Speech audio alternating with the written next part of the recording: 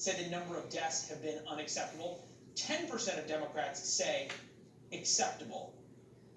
I'm trying to understand who would think the number of deaths is acceptable. Right. Leland, look, I think, first of all, it's a shame that the pandemic has been politicized, and that's been done by the Democrats, not by our side. I would tell you, though, regarding that poll, I reject the whole premise. It's a silly and insulting question to ask. Are deaths acceptable or unacceptable? Of course, all death is unacceptable.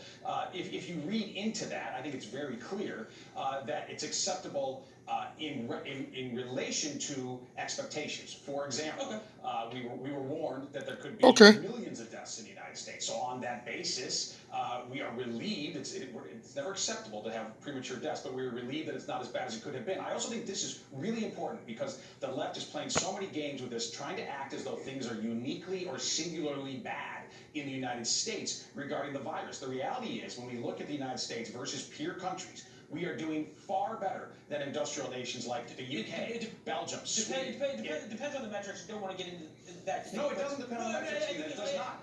On mortality rate. You made your point in terms of the poll, and it was a reasonable one in terms of the question.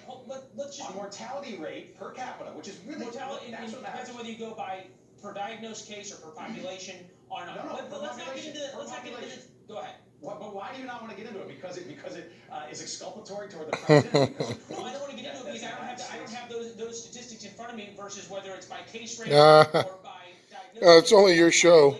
Which changes nominator changes everything. So rather than try to debate back and forth, I figured we'd move on to your tweet about Kamala Harris today, unless you want to keep going on statistics.